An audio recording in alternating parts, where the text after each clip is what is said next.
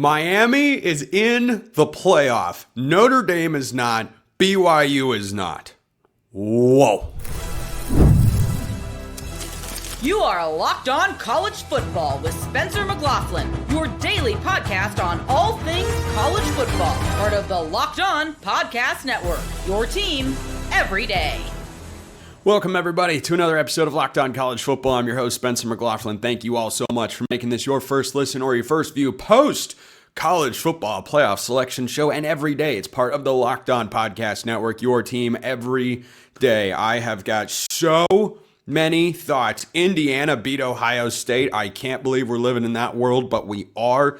Thoughts on that. This episode brought to you by our friends at Game Time. Download the Game Time app, create an account, use the code Locked On College for $20 off your first purchase. The committee got this part of it right. BYU absolutely robbed. Absolutely, positively robbed. I am overall positive, but still have a huge feeling of negativity towards what the playoff committee did here. So, if you saw the top 25 I put out last night after Indiana's win over Ohio State, I'll throw it up on YouTube.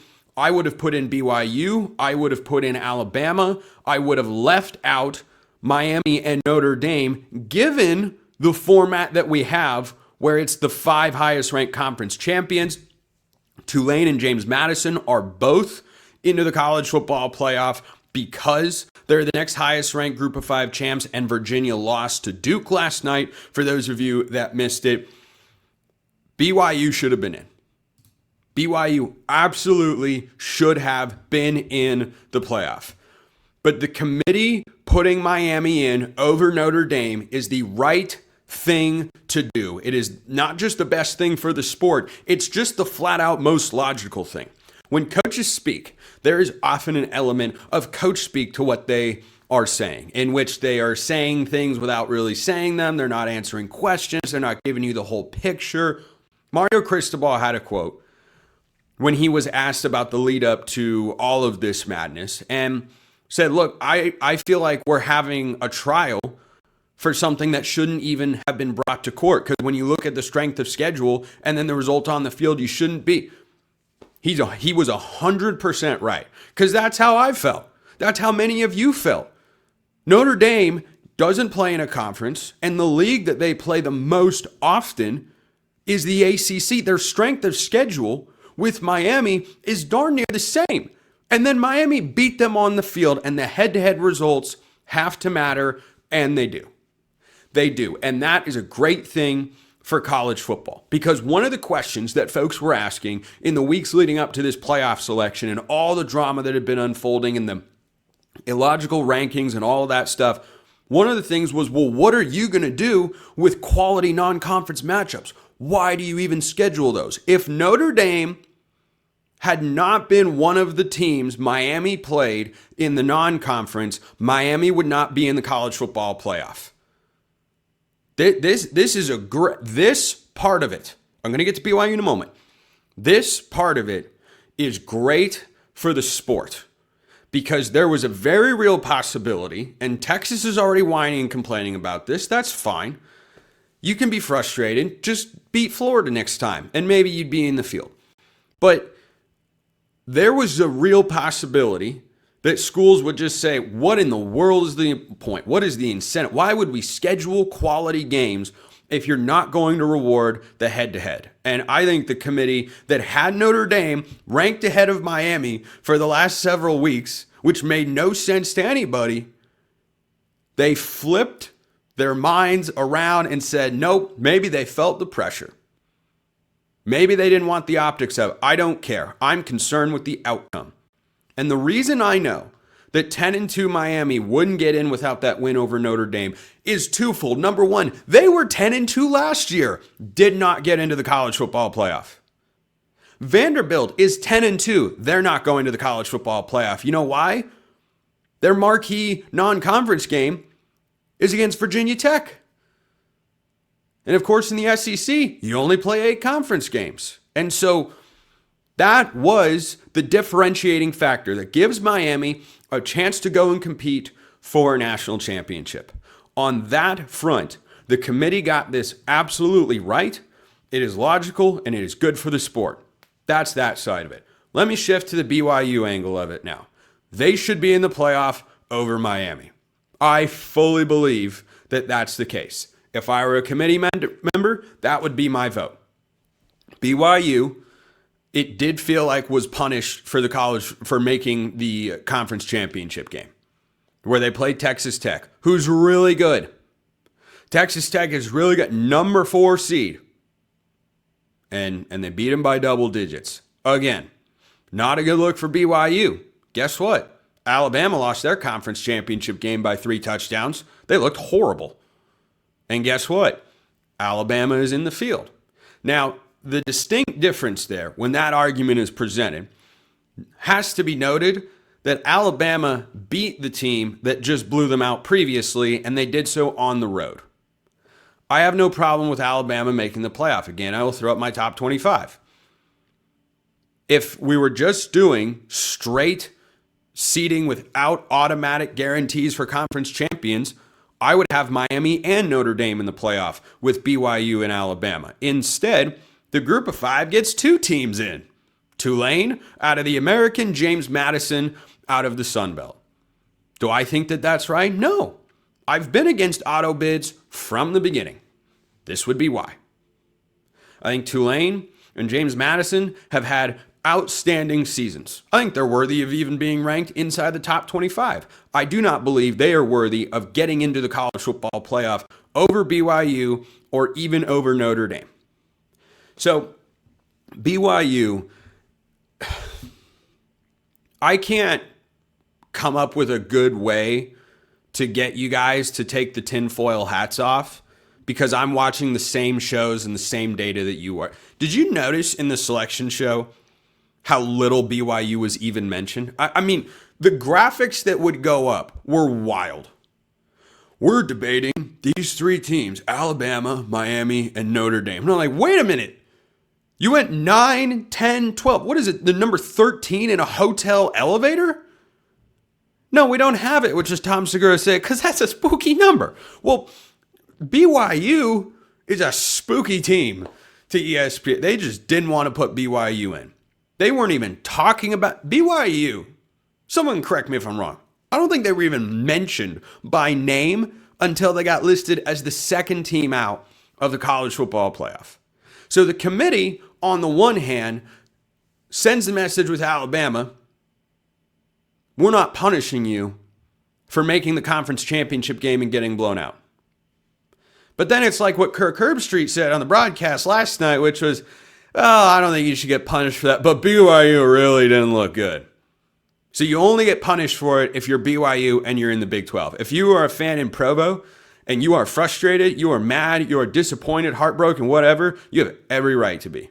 You have every right to be. You should be mad at the committee first and foremost for what seemed like a less than accidental agenda to keep them out unless they'd won the Big 12 championship. And you should be upset at the people that created the college football playoff format that puts Tulane and James Madison into the playoff over you. Because, well, that's just the rule and that's the way it's got to go. So that's incredibly frustrating.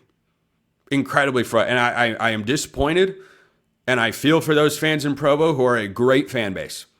And they have been absolutely wronged by the college football playoff system. And I can't help but wonder if we're just going to expand the playoff again so that we can have these debates about teams ranked 17 through 20 to see if they should get into a 16-team playoff. I feel like that's where this is going. So on the Miami front, they got it right. They did what was good for the sport. On the BYU front, they robbed BYU. They absolutely took it from them. They absolutely earned it. Strength of schedule, strength of record, their actual record, all of that. Miami's win over Notre Dame needs to put them ahead of them. The committee got that part right. But what they missed is that their losses to Louisville and SMU are significantly worse. By the way, the Big 12, better conference than the ACC. BYU had a better record and only lost to the number 4 team in the country. Miami lost to a couple of teams that are not in the top 25. They're fringe top 25, but they're not in the top 25. So yeah, BYU had a college football playoff spot taken away from them that they should have had. That is my only gripe with the committee. And it's a legitimate gripe. I really feel for the great fans in Provo, man. Like, that absolutely stinks. Absolutely stinks. The committee did not get that right. On the Miami front, I have to say I am pretty thrilled for the sake of the sport that they put Miami in over Notre Dame. Thank goodness. And let this be a message to the Texas fans out there. That's your incentive to schedule quality games. That when you win them, it can be the difference between making the playoff and not making the playoff. That's what it was. If BYU were 11-2 with a win in the non-conference slate over Notre Dame, yeah, I think they would have easily been in the college football playoff. Guess what? They weren't. Their non-conference opponent was Stanford, who unfortunately for them, whenever that game was scheduled, wound up not being really good. I mean, Stanford does have a transitive win over Alabama for whatever that's worth, because Stanford beat Florida State beat Bama, of course. But anyway, that's a different conversation. So let me know your thoughts in the YouTube comments below. Hit me up on Twitter at LockedOn_CFB or at SMcLaughlinCFB. I have to talk about Indiana before I get back to the rankings. I've never seen anything like it. First, this episode brought to you by Game Time. The World Cup is coming back to North America for the first time since 1994. And with 48 teams, for the first time ever, it's going to be massive. But let's be honest, getting tickets, usually the hardest part. That's why the Game Time app is clutch. Finally giving fans a real advantage when it comes to snagging seats. With Game Time, you can track price drops in real time, get alerts when great seats open, and buy tickets the moment they hit the app. It puts the power back in your hands and makes going to the World Cup realistic instead of impossible. So I've used Game Time several times over the last couple of years. The process is great every time. I have saved money. I have had no problem getting the tickets onto my phone. I've known exactly what to expect up front. There's no late fee. You can toggle the all-in pricing feature, and then you know exactly what you're paying. Nothing gets added on at the end. I love that. Game Time is great. I've used it for sporting events and comedy shows. 10 out of 10, 5 stars, no notes. Take the guesswork out of buying World Cup tickets and every match, concert, or event with Game Time. Download the Game Time app, create an account, use the code LOCKEDONCollege for $20 off your first purchase. Terms apply. Again, download the app, make an account, use code LOCKEDONCollege for $20 off. Swipe, tap, ticket, go, Game Time. Indiana did it. Indiana is the number 1 seed in the college football playoff. They are 13-0 in the same season. They beat Ohio State in the Big Ten championship game and Oregon at Autzen Stadium. I can't come up with a proper analogy or comparison for what Indiana has done. The perception of that program and the entire image of the university writ large has completely changed. What's the equivalent for Indiana? They could win the national championship. The Indiana Hoosiers could win the national championship. This is a program that until last year had never, not a single time, they hadn't ever had a 10-win season. Forget the last conference championship they had was during like the Eisenhower administration or something like that. And if you need to look up when that was, it was in the 1950s. I think that was when Indiana last won the Big Ten. It's been a while. This was a doormat program. They were the bottom dweller of the Big Ten every single year. Nobody cared, myself included, that Curt Cignetti got hired to Indiana. Who's that guy? Oh, James Madison? Oh, yeah, they're doing that FCS to FBS jump. Oh, yeah, it's gone pretty well. Not just in football, by the way. In every sport. It's not always that easy, but they've made it work. And so that was the impression. Like, oh, okay. And from the moment that he has set foot on that campus, on a place that has been more known for basketball, has had more recent success in basketball than football, has now made them purely into a football brand. Until the basketball team does something as remarkable as this. And I don't think that they're going to. They hired a new coach. I'm sure he'll do well. But again, what Curt Cignetti is doing is unprecedented. Okay, the lone dynasty in the sport in my lifetime has been Nick Saban at Alabama. And boy, what a run. What an unbelievable run. He was doing that at Alabama. He won a national championship before that at LSU. Bear Bryant existed at Alabama, won there for a very long time, and Saban was able to get them back to that level after they had lost their way. This is not Indiana returning to their once glorious program. Okay, this isn't the equivalent of revitalizing a Nebraska or a Miami or Notre Dame or anybody like that. I don't know what the comparison is. If South Florida had won the national championship in that 2007 season when they were ranked inside the top 5, I think that's the only thing that would have come close. But everything about what Curt Cignetti is doing is sustainable. Ohio State looked like a juggernaut all season long. I'm still leaning towards picking them to win the national championship in this college football playoff, because I know Ohio State's a really good team, but they just got beat by Indiana. There wasn't a fluke. There wasn't, no. Yeah, there were missed holding calls going in both directions. The Big Ten does not call holding. Trust me, I've watched a lot of Big Ten football this year. Their officials have been instructed to not call it. So, or at least that's the way it clearly seems. What Indiana has been able to do in such a short amount of time is representative, is the best example of what I've talked about before, which is the gap between the top of the sport and everybody else is just not as big as it used to be. And I think that makes college football really fun and exciting. Ohio State losing a game as good as they have looked all season long shows you, hey, maybe anyone can go get this. Maybe Indiana's top dog. Oregon beat Ohio State last year. Oregon was 13-0, champions of the Big Ten. Oregon looked like the best team in the country, and Ohio State got hot and beat them. So from that angle, though I have been anti-playoff expansion for a while, I have to concede I'm excited for that. To see where these teams are going to be able to, or how they're going to be able to play in the college football playoff. Okay. But the equivalent, the best I can come up with right now for what Curt Cignetti has done at Indiana. Will Stein just got hired to Kentucky to be their head coach. He has been the offensive coordinator at Oregon for the last 3 seasons. He's going to stay there through their playoff run. They're their number 5 seed playing James Madison at home in a couple weeks. If Will Stein took Kentucky and in 2 years, I'm talking 2027, he won the SEC and was the number 1 team in college football. Think about how crazy that seems. Man, I can't see that happen. I can't sit here and tell you it's not going to. Indiana just beat Ohio State. Ohio State has stacked class after class after class of top 5 talent and has got a premier coaching staff and has got NFL and Heisman caliber players. And they just lost to Curt Cignetti and that transfer quarterback from Cal, who's now going to be a top pick in the NFL draft. I mean, what precedent do you have? What other example can you go to and say, oh, that was incredible? You know, Florida State hasn't been where they've wanted to be all the time. Norvell, of course, had them 13-0. Not having that conversation on today of all days. But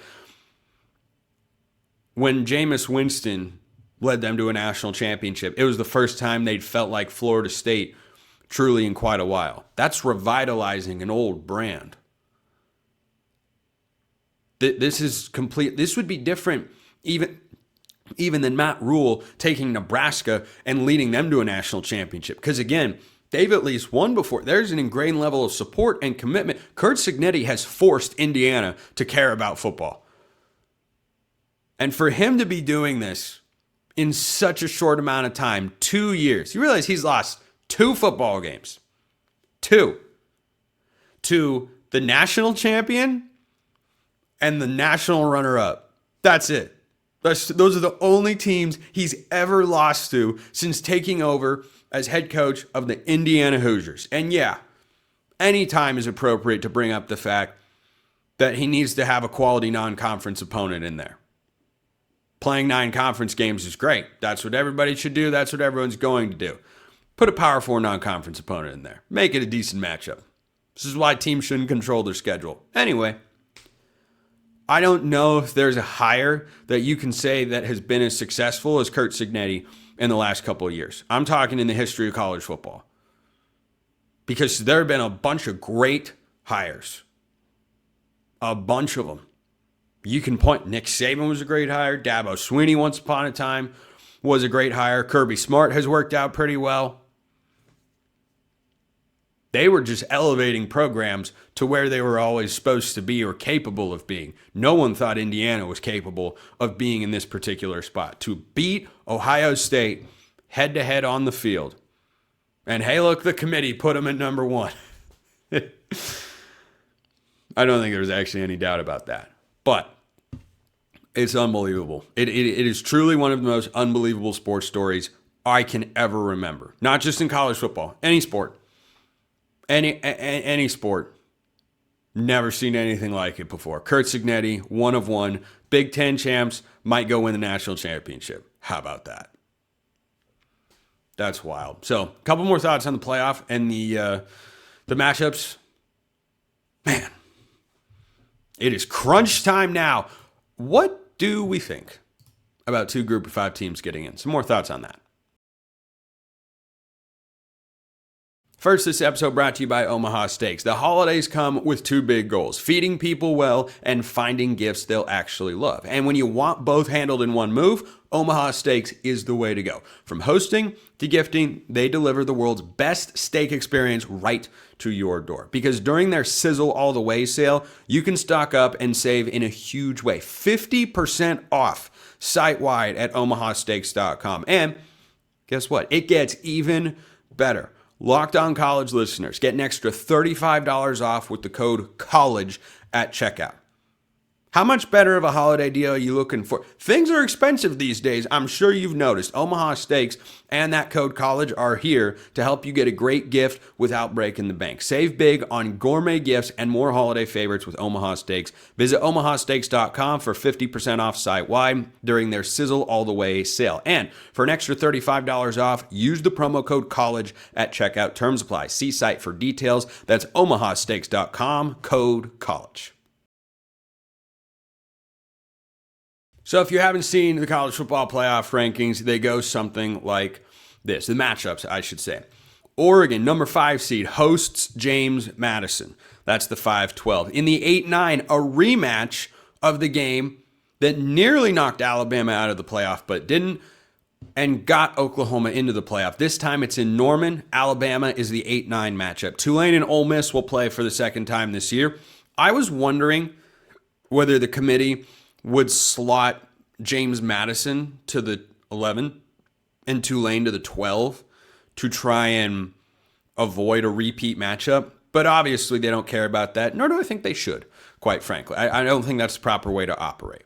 So Ole Miss beat Tulane like 49-10 or something, 45-10 I think it was earlier this year. John Sumrall against Pete Golding. Don't forget that. Lane Kiffin's at LSU. Lane Kiffin could have been coaching there with a chance to play Tulane and then get another shot at Georgia on a neutral site.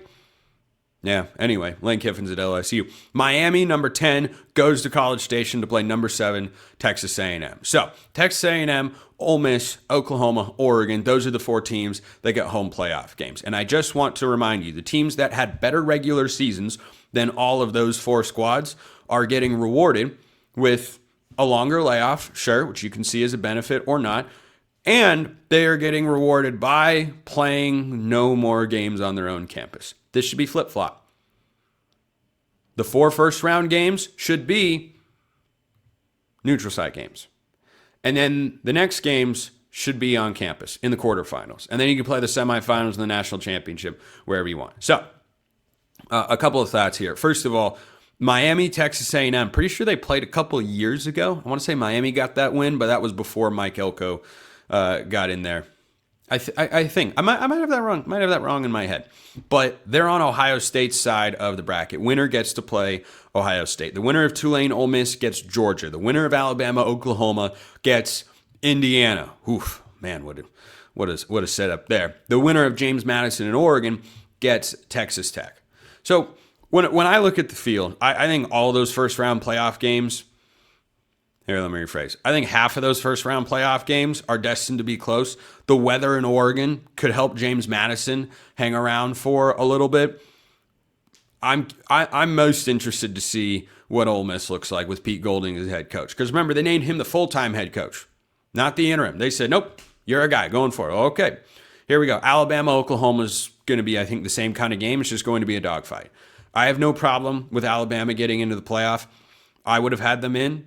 As you saw in my top 25 rankings that I talked about earlier on the show, I would have put in BYU instead of Miami, but I'm glad Miami got in, just not at the expense of BYU. The reason I don't have a problem with Alabama getting there is making a conference championship game should be a reward, and there should not be a downside to it, which is why I would have kept BYU in the field. But Alabama getting in, I'm staying consistent with that. The committee didn't appear to be that consistent with it. They dropped BYU, but they kept Alabama.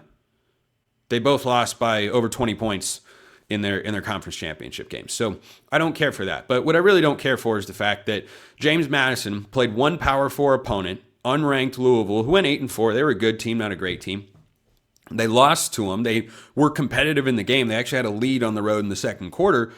But again, they lost the football game, and then they don't play a Power 4 the rest of the year, and they're into the college football playoff. By the way, they struggled with Troy in their conference championship game. Tulane had a really good season. 2 Power 4 wins, blowout loss to Ole Miss. All right, no major shame there, but they lost on the road to UTSA, who's a 6-6 team in the American. They are into the college football playoff. Remember that in 2026, we don't have a college football playoff format that has been decided upon. I think there's what I think should happen, and then there's what I think will happen. And these are not always the same. In fact, they rarely are. What I think will happen is they'll keep the rules about conference championship games, as in they will keep them, and they will retain the fact that the 5 highest ranked conference champs get in. Why? Because it incentivizes people to watch the games, and it makes them a lot of money. And I don't think networks or conferences are going to want to do away with that. Do I think that is the best thing for the sport? No, absolutely not. I am not against the group of 5 being able to put a team into the playoff. Absolutely not. I just don't happen to think that the resumes of Tulane or James Madison, because of Tulane's loss to UTSA, I do not believe that they are worthy of getting there over a team like BYU that has a significantly higher strength of schedule and strength of record and overall record in the regular season than Tulane, and plays in a much better conference. Do I think that if Tulane or James Madison went to the Big 12, they'd go 3-9? No, I don't. I think they're much better football teams than that. But do I think that James Madison going 11-1, it should be rewarded, or 12-1 with the win over Troy? Do I think that should be rewarded more than BYU going 11-1 in the Big 12? No, absolutely not. Absolutely not. That's why I've been against auto bids from the beginning. The committee largely gets it right. With BYU, they got it absolutely wrong. Absolutely, positively wrong. At least they got the Miami angle correct. But what was the last few weeks for? I don't even know. Man, I think it might have been for entertainment value. But we're still deciding. I bet they're going to expand the playoff. I bet they're going to expand it so that Vandy and Texas can get in, and BYU would therefore be in. And yeah, that'd be my guess. I'm not thrilled about that. But anyway, that's where the rankings are at. Appreciate everyone listening. I'll see you next time. And until then, hope you all have a wonderful rest of your day.